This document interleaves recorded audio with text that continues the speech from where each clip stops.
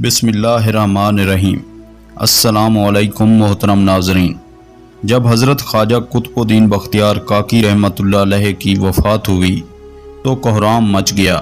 جنازہ تیار ہوا، ایک بڑے میدان میں لایا گیا۔ بے پناہ لوگ نماز جنازہ پڑھنے کے لیے آئے ہوئے تھے۔ انسانوں کا ایک سمندر تھا، تا حد نگار ساری سر نظر آتے تھے۔ جب نماز جنازہ پڑھنے کا وقت آیا، ایک آدمی آگے بڑھا اور کہنے لگا کہ میں خواجہ قطب الدین بختیار کاکی رحمۃ اللہ علیہ کا وکیل ہوں۔ حضرت نے ایک وصیت کی تھی، میں اس مجمع تک وہ وصیت پہنچانا چاہتا ہوں۔ مجمع پر سناٹا چھا گیا۔ وکیل نے پکار کر کہا، حضرت خواجہ قطب الدین بختیار کاکی رحمۃ اللہ علیہ نے یہ وصیت کی کہ میرا جنازہ وہ شخص پڑھائے جس کے اندر یہ 4 خوبیاں ہوں۔ نمبر 1، زندگی میں اس کی تکبیر اولیٰ کبھی قضا نہ ہوئی ہو۔ نمبر 2، اس کی تہجد کی نماز کبھی قضا نہ ہوئی ہو۔ نمبر 3، اس نے غیر محرم پر کبھی بری نظر نہ ڈالی ہو۔ نمبر 4، اتنا عبادت گزار ہو کہ اس نے عصر کی سنتیں بھی کبھی نہ چھوڑی ہوں۔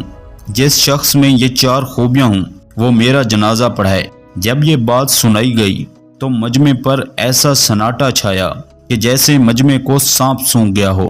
کافی دیر گزر گئی، کوئی آگے نہ بڑھا۔ آخر کار ایک شخص روتے ہوئے حضرت خواجہ قطب الدین بختیار کاکی رحمۃ اللہ علیہ کے جنازے کے قریب آئے، جنازہ سے چادر اٹھائی اور کہا، حضرت آپ خود تو فوت ہو گئے مگر میرا راز فاش کر دیا۔ اس کے بعد بھرے مجمع کے سامنے قسم اٹھائی کہ میرے اندر یہ 4 خوبیاں موجود ہیں۔ یہ شخص وقت کے بادشاہ شمس الدین التمش تھے۔ کہتے ہیں کہ حضرت بہلول دانا رحمۃ اللہ علیہ کے زمانے میں بغداد کے بادشاہ کی دلی تمنا تھی کہ حضرت بہلول دانا رحمۃ اللہ علیہ اس سے ملاقات کریں، لیکن آپ رحمۃ اللہ علیہ کبھی بھی بادشاہ کے دربار میں تشریف نہ لے گئے۔ ایک دن یوں ہوا کہ بادشاہ چھت پر بیٹھا تھا کہ اس نے حضرت بلال دانا رحمۃ اللہ علیہ کو شاہی محل کے قریب سے گزرتے دیکھا۔ فوراً حکم دیا کہ حضرت بہلول دانا رحمۃ اللہ علیہ کو کمند ڈال کر محل کی چھت پر کھینچ لیا جائے۔ چنانچہ ایسا ہی کیا گیا۔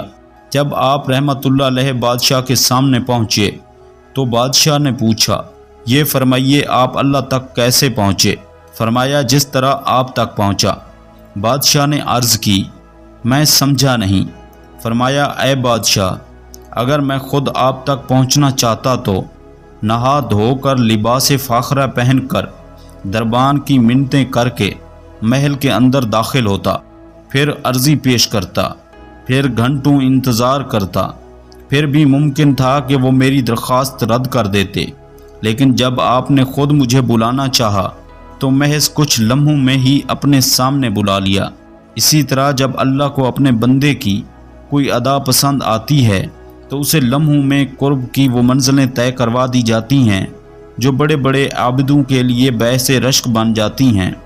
اللہ ہمیں بھی اپنا قرب نصیب کرے، آمین ثم آمین۔